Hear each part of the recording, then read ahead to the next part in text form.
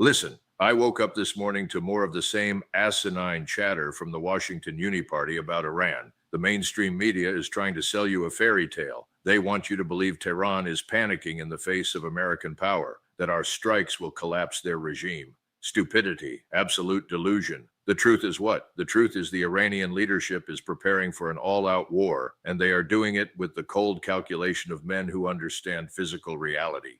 Supreme Leader Ayatollah Khamenei is not hiding in fear. He just entrusted the survival of the Islamic Republic to Ali Larijani, their top national security official and a seasoned former commander in the Revolutionary Guards. Since then, this 67-year-old veteran politician has effectively been running the country.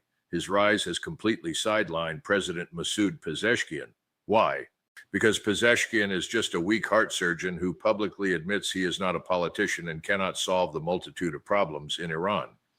Larijani is the one in charge.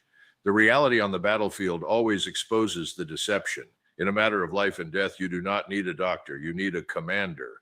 Larijani is establishing 4 layers of succession for every critical military and government role directly appointed by Khamenei. The supreme leader ordered everyone in leadership to name up to 4 replacements, delegating decisions to a tight circle of confidants in case of disrupted communications or his own assassination. Larijani is not on the list to succeed the supreme leader because he is not a Shiite cleric, but he is firmly ensconced in Khamenei's absolute circle of trust.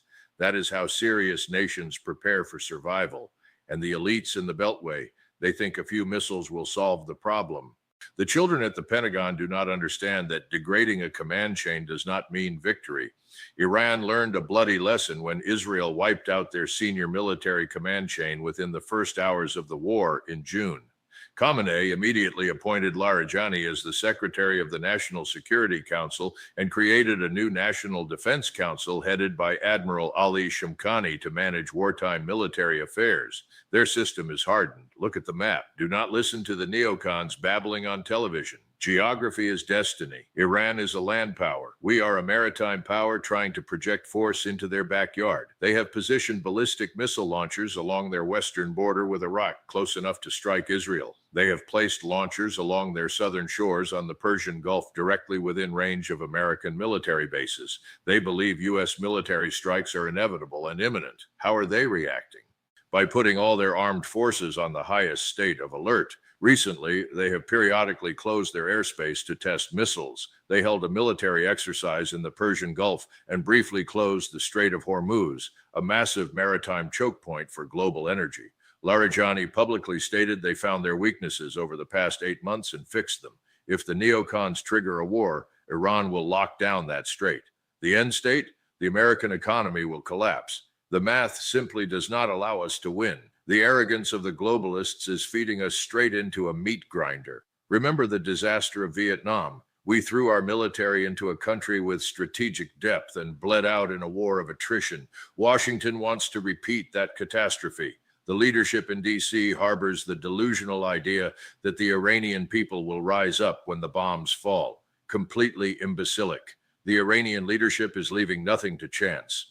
In the event of war, special forces units of the police, intelligence agents, and battalions of the plainclothes Basij militia are to be deployed to the streets of major cities. They will set up checkpoints to forestall domestic unrest and hunt down foreign spies.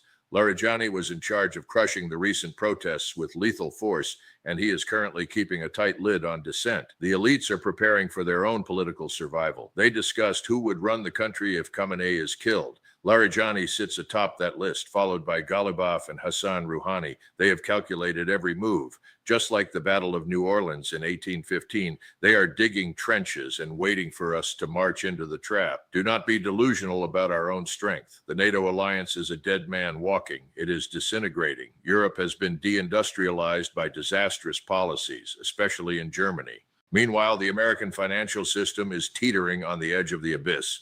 We throw money at proxy forces to wash cash through endless wars. The mathematics of war are cruel. We are running out of Patriot interceptors. Our factories cannot produce enough 155mm artillery shells to replace what is consumed in a week of high-intensity conflict. Logistics is king. We do not have the industrial base. Conversely, Russia and Iran are running wartime economies 24/7. Their industrial capacity is producing drones, ballistic missiles, and advanced air defense systems at a rate that dwarfs our own.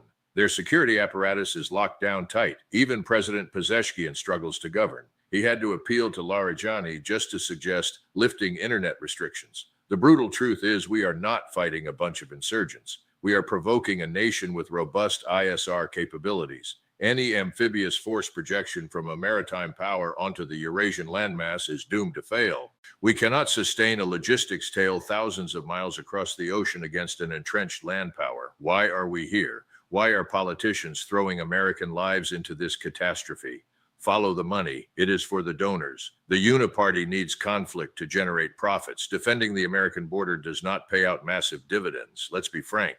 When U.S. Middle East envoy Steve Witkoff tried to contact Iranian Foreign Minister Abbas Araghchi to ask if executions of protesters were called off after Trump's threats, Araghchi called the president. What did Pezeshkian say? He replied that he did not know and told Araghchi to call Larijani for authorization. That proves exactly where the real power lies. Larijani flies to Moscow to consult with Putin. He liaises with Qatar and Oman. Khamenei's threat to sink U.S. warships in nearby waters is based on actual saturated strike capabilities. We cannot win. What is the purpose? What is the method? No one can answer.